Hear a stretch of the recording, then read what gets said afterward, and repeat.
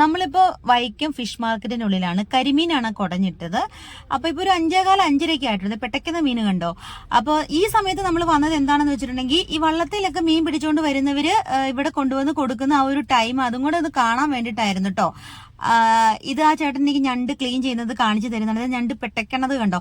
Fresh ആയിട്ടുള്ള മീനും ഞണ്ടും ഒക്കെ ഇവിടെ വന്നാൽ നമുക്ക് വാങ്ങിക്കാൻ പറ്റൂ കേട്ടോ.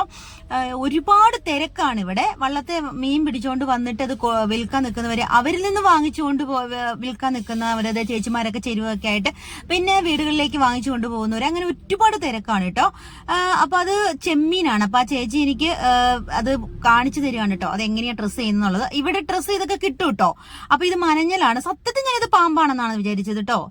അപ്പൊ എല്ലാ ടൈപ്പ് മീനുകളും ഉണ്ട്. നല്ല ഫ്രഷ് ആയിട്ടുള്ള മീന്, എല്ലാ മീനുകളൊക്കെ നമുക്ക് പിടയ്ക്കണത് കാണാട്ടോ. അത്രയ്ക്കായിട്ടുള്ള ജീവനുള്ള മീനുകളെന്ന് പറയാട്ടോ. അത് എന്താന്ന് വെച്ചാൽ ഈ ഒരു ടൈമിൽ പോലും ഇത്രയും തിരക്കാണ്. കാരണം ശരിക്കും ഈ ഒരു ടൈമിലാണ് ഈ മീനൊക്കെ കൊണ്ടുവരുന്ന ഒരു ടൈം എന്ന് പറയുന്നത്. ചേച്ചിമാര് മീൻ ക്ലീൻ ചെയ്യുവാണ്. എന്ത് സ്പീഡിലാണ് ക്ലീൻ ചെയ്ത് നോക്കി. അപ്പൊ എനിക്കൊരു ആഗ്രഹം, ഞാനും അപ്പൊ ചെമ്മീൻ ക്ലീൻ ചെയ്ത് നോക്കുവാണ് കേട്ടോ. അപ്പൊ ഞാൻ ആദ്യമായിട്ടാണ് ഒരു ഫിഷ് മാർക്കറ്റിന്റെ ഉള്ളിൽ കയറണത്. അപ്പൊ എനിക്ക് മനസ്സിലായി എന്തുമാത്രം കഷ്ടപ്പാടാണ് ഇതിന്റെ പിന്നിൽ നിന്നുള്ളത് കേട്ടോ. ഉറക്കൊക്കെ കളിച്ച് മീനൊക്കെ പിടിച്ചുകൊണ്ട് വന്ന് ഈ ഒരു ടൈമിലെന്ന് പറയുമ്പോഴത്തേക്കും ആ മീൻ പിടിക്കുമ്പോൾ വള്ളങ്ങളൊക്കെയാണ് നിൽക്കുന്നത്, അവിടെ കിടക്കണത്. അപ്പൊ അതേ മീൻ മാർക്കറ്റിന് അടുത്ത് തന്നെ പച്ചക്കറി മാർക്കറ്റും അതൊക്കെ ഉണ്ട് കേട്ടോ.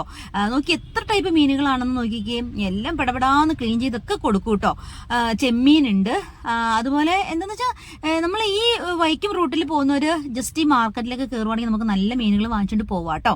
അത് മാത്രമല്ല ഈ മാർക്കറ്റൊക്കെ നമ്മൾ കണ്ടിരിക്കുന്നത് നല്ലതാണ് കേട്ടോ. അപ്പോഴാണ് നമ്മൾ ഇവരുടെ കഷ്ടപ്പാടുകളൊക്കെ നമുക്ക് മനസ്സിലാകുള്ളൂ. നമ്മൾ അതിൽ പിടയ്ക്കുന്നത് കണ്ടോ മീന്, നമുക്ക് മനസ്സിലാകത്തുള്ളൂ. നമ്മൾ മീനിരുന്ന് കഴിക്കുക മാത്രമല്ലല്ലോ ഇതിന്റെ പിന്നിൽ എന്തോരം ഉണ്ടെന്നുള്ളത്. അപ്പൊ ഇതിന്റെ ഫുൾ വീഡിയോ നമ്മുടെ ചാനലുണ്ട്, എല്ലാവരും ഒന്ന് കാണണം.